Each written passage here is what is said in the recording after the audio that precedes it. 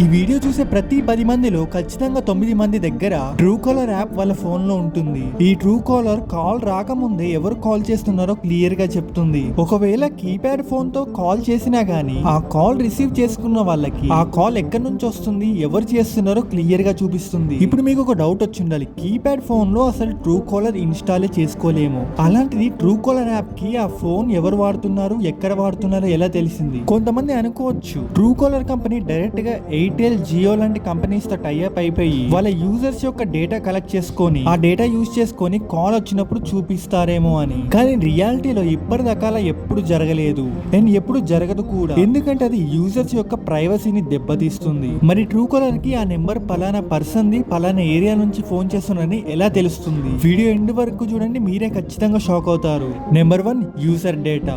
Example, మీ phone లో true caller install చేసాము. Install చేయగానే మీరు కాంటాక్ట్ పర్మిషన్స్ ఇస్తారు.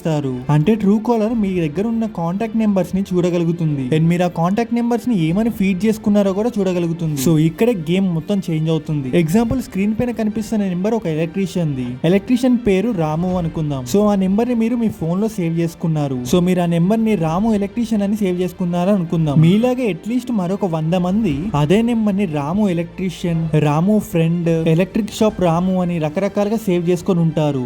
100 మందిలో అట్లీస్ట్ 70 మంది దగ్గర ట్రూ కాలర్ యాప్ ఉండే ఉంటుంది. మీరు ఆల్రెడీ అన్ని పర్మిషన్స్ ఇచ్చేసారు కాబట్టి ట్రూ కాలర్ మీ కాంటాక్ట్ లిస్ట్ ని చూడగలుగుతుంది. అంటే ఆ నెంబర్ ఎవరిది, మీరు ఏమని ఫీడ్ చేసుకున్నారని చూడగలుగుతుంది. సో ఇంకా ట్రూ కాలర్ డేటాబేస్ లో ఆ నెంబర్ యూజ్ చేసుకొని ఆ నెంబర్ కి ఆటోమేటిక్ గా నేమింగ్ ఇస్తుంది. ఇందాక ఎగ్జాంపుల్ లో చెప్పుకున్నట్టు అందరు కాంటాక్ట్ లిస్ట్ చెక్ చేసి రిపీటెడ్ గా ఉన్న వర్డ్ ని సెలెక్ట్ చేసుకొని ఆ నెంబర్ పైన సేవ్ చేసుకుంటుంది. సో ఇప్పుడు ఆ నెంబర్ మాక్సిమం రాము ఎలక్ట్రీషియన్ అని సేవ్ అవుతుంది. రాము దగ్గర ట్రూ కాలర్ లేకపోయినా గానీ తను ఇప్పుడు ట్రూ కాలర్ లో ఒక మెంబర్ అయిపోయాడు. సో ఇదే మెయిన్ రీజన్ ఈవెన్ డబ్బా ఫోన్ ఉన్నా గానీ వాళ్ళ పేర్లు ఎలా కనిపిస్తున్నాయని. Number 2, registration in app. మనం యాప్ ఎక్కించుకోగానే మన పేరు, ఊరు అన్ని డీటెయిల్స్ దానికి ఇచ్చేస్తాము. సో ట్రూ కాలర్ కి పని చాలా ఈజీగా అయిపోతుంది.